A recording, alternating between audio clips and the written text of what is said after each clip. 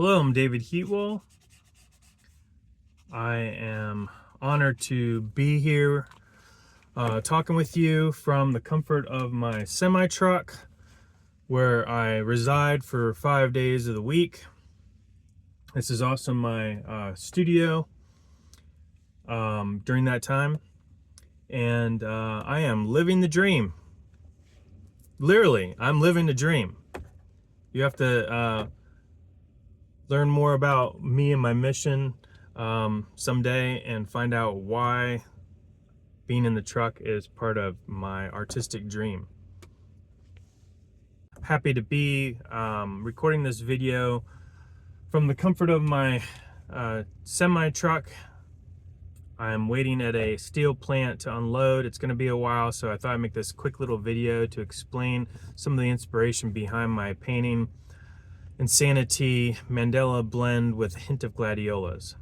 So when I was working on this painting over a period of a couple years, there was a phenomenon going on that was being shared over the internet and being talked about a lot, called the Mandela effect. If you don't know about it, I encourage you to learn more about it. Again, it's Mandela effect. And this basically is where there have been changes to iconic movie lines, TV shows, historical events, geography, changes in geography. So there are a lot of people that are professionals of having to do with memory, and they say it's collective false memory, and I know that's not correct, and I'm going to tell you why. And this is all part of why I create art and what my art is about. So I'm going to give you a quick little story of a discovery that was made. So I had this antique photo of a Orthodox church, the onion dome and the steeple, and I wanted to have it identified.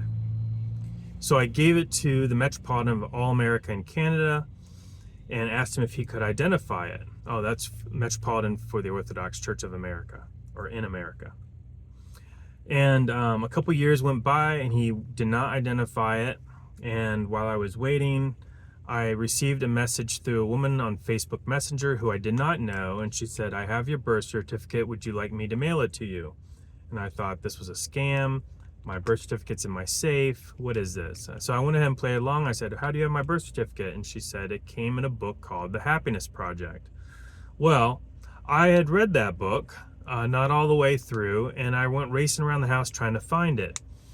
So I couldn't find it, and I pieced things together, my memories, and realized that I had that book when I went to the BMV to renew a license or something, and I had some legal documentation, including my birth certificate. I stuck the birth certificate in that book, went out to my van when I was all done at the BMV, put it in my dashboard where it sat for weeks until I was at the recycling center. And this is in West Virginia, mind you, before I moved to Ohio.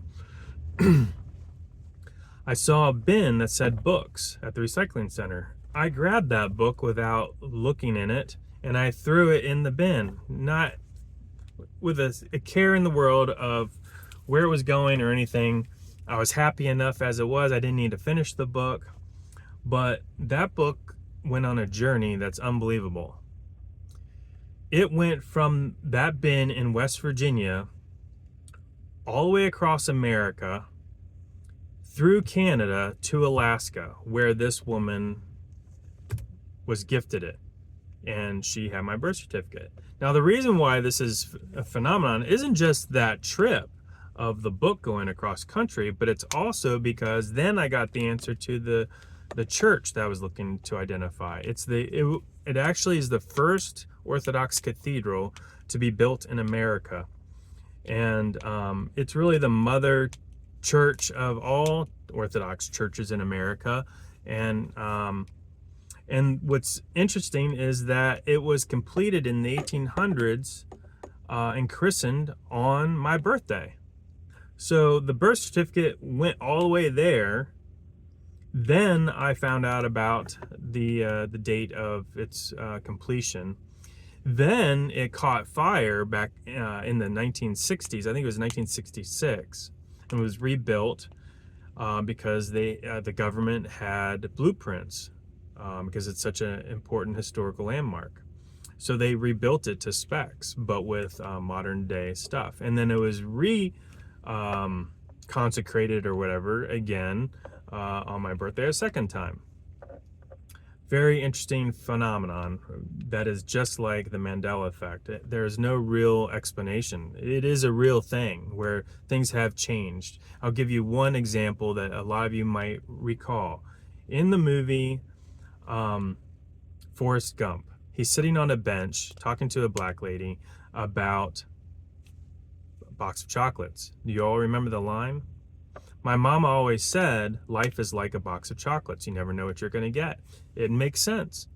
But now if you go back and to the original film, VHS, DVD, whatever, you might have it at home, and you watch it, it says, my mama always said life was like a box of chocolates. You never know what you're going to get. Past tense and future tense. Doesn't make sense. The writers wouldn't do that. So there are people that have found residue that confirms that that line was exactly what it was. All right, moving to my painting. In the reflection of the teapot, there is a teacup sitting on the stump. The reflection shows the stump with a teacup and a tea bag hanging out of it. But if you look at the painting, you see the teapot, but there is no teacup. So that's where the Mandela effect and the residue that it did exist. How do we know it existed? Because there's a tea bag, the wrapper, on the stump that's opened. That says Mandela Blend or whatever I wrote on it. Should have said Insanity, but I didn't come up with that title until afterwards. So anyway, that's the phenomenon. That's what my painting is about this phenomenon and mysteries and how magical the world is. And the blossoms coming out, the gladiola's stem. I came up with that before I even got the book Happiness Project. And I picked that because of the word glad that's in there. So that's it. Thank you to Ray for being inspired by my painting. I can't wait to hear and read your words.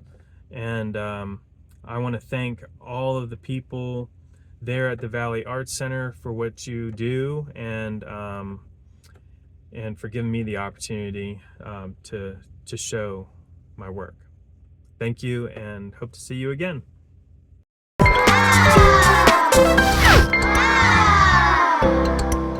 Imagination, I'm gonna get there.